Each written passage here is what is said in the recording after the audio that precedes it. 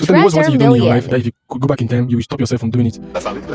If I could remove one thing from my life, it would not be my marriage. It would be the voices I allowed into my head. I met my husband when he had nothing, no money, no cars, just me and him, and peace of mind. We used to sit outside in the evening, laugh, gist. Back then, I used to say, as long as I have you, I'm okay.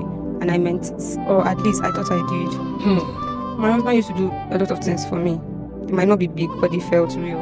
If I complain about headache, he'll massage my head with warm water till I sleep off. If the food at home is not enough, he'll say he's not hungry just for me to eat. Sometimes he'll wake up very early in the morning to go and fetch water before I wake up from sleep. Some days when I'm tired, he'll help me to wash plates even when I said he should not. And every single night, no matter how stressful his day went, he always asks me, "Are you okay? Hope you're good." Those things used to mean everything to me back then because they feel real and natural. Well, things didn't actually change suddenly.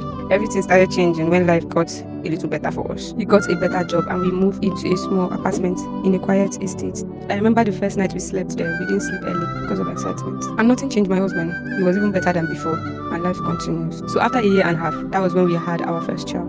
My husband would carry the baby like it was the most fragile thing in the world. Sometimes I'll wake up in the night and I'll see him watching the baby. He was not a perfect man. He forgets dates sometimes. And in fact, my husband doesn't know how to surprise like all those Instagram husbands. But he was always present and that was all that mattered. Then I met new friends in the estate, women who looked like they had everything together, always well dressed, talking about luxury life, and they called themselves estate boss ladies. At first, it was just a conversation, then slowly it became something else. I would meet them for tea and they would ask about my marriage, and I would tell them it is fine, my husband is trying, and they would laugh. Just fine? One of them said. She said, "Do I have a car?" I said, "No." She said, "That means I still take the estate bus." And I said, "Yes." She said, "That's a disaster at its peak." She said, "I deserve more." And the other one said, "I have to push him." Because men don't know how to do what is expected until you push them.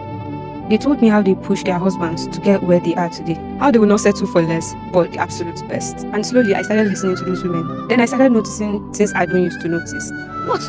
The way my husband repeated clothes and the way he calculated expenses before spending. The way he would say, "Let's manage this month." Before it was normal, but now it felt like suffering. Even the things I once loved about this man started irritating me. When he asked, "Are you okay?" it started sounding as if it was a noise. When he could not afford something expensive, I would start comparing him with the estate men. I stopped seeing his effort. I started seeing his limitation. He was still being the man I once prayed for, but I wanted things different now. I remember the first time I disrespected him publicly. We were at a small gathering when someone made a joke about men who could not buy expensive things. And I laughed and said, "Some people here need to be ashamed of themselves." Then I looked at him. People understood and laughed, but him, he did not laugh. That night, he did not talk. He just asked me one question. "Do you still respect me?" But I didn't answer him, because in my mind, I feel justified. My friends told me about this reaction. They called it first stage. That is denial stage, but you have no choice later than to accept it. I remember what our first lady in the group said. She said he will appreciate it later when he sees it in a bigger picture. Because if you did not pressure him, he will never grow. And when he doesn't, you'll be the one to suffer. Then I started pressuring him, complaining and comparing, and he changed slowly. He stopped gisting with me.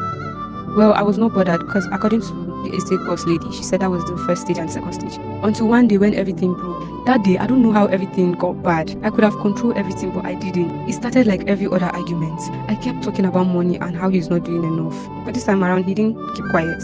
He looked at me tired and said, "When did you become like this?" And I felt attacked. And I said, "Like what?" He just shook his head and said, "We used to be okay." What changed? I laughed, but it wasn't even funny. You call this life okay? Always watching others live better and you're here talking about okay. He went quiet for a moment and said, "Since when did our marriage become a competition?" That question annoyed me. I now said, "Since I've started seeing what real men do for their wives." He looked at me as if he didn't even recognize me. Then he said, "When did these people start deciding what is enough for you matter?" Then I said, "It's because you're not man enough and I deserve better." He didn't move or say a word. I could have stopped there, but I didn't. He was still looking at me quietly when I said something that I shouldn't have said. Then I said, "I regret marrying you." The way he looked at me, I've never seen him like that before. He looked empty, like something inside him closed. He nodded slowly, picked his phone, and walked out. I didn't follow him, and I didn't call him because I was still angry at him. I was still feeling as if I was right. I sat there, convincing myself that he would come back as always. Night came, he didn't return. I called him, he didn't answer. Then I told myself maybe he needed time. Then an unknown number called. I picked, it was a female's voice. Then she asked if I'm the wife of the owner of the number. I said yes. Then she said I should come to so hospital. That there have been an accident and my husband is involved. Jesus. I didn't even remember how I got there, but I saw myself there. When I got to the hospital, the first thing I saw was his shoes. Then I saw him, but not the way I knew him. He was lying there, quiet, and machines were all around him. They said he was hit by a car while crossing the road.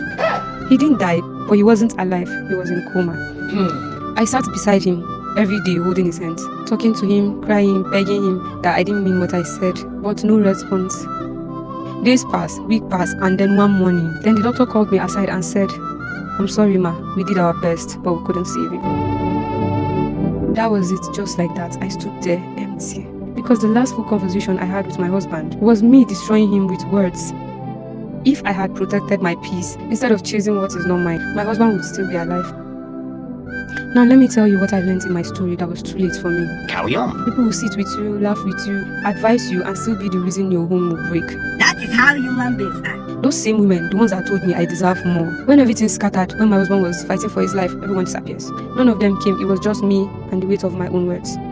And when he finally didn't make it, I didn't just lose a husband. I lost the only person who truly stayed. And after everything, life didn't pause there. Reality came immediately. Bills, responsibility, and a child asking for a father I can never bring back.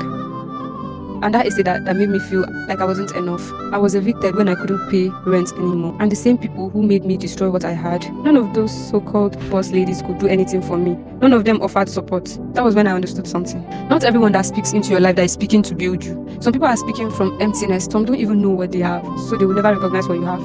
While some are projecting their own dissatisfaction. Marriage is not a competition ground, and definitely not something you will compare. It is in the person who stays with you even when life is not perfect. I had that, then I traded it for a life that is not even real. Now I am here raising my child alone, doing everything what we are supposed to do together all by myself. And the hardest part is not just the struggling, it is knowing that I had peace, then I destroyed it with my hands. If you have something real, protect it. Don't allow outsiders to define it. Don't allow too many voices to enter something that is yours. Because the truth is, those people that are pushing will not be there to carry your pains when it falls apart. I learned the hardest way, so I wish you to learn from my mistakes. Filter what you hear and guide what you heard. Because once it is gone, no amount of regret can bring it back.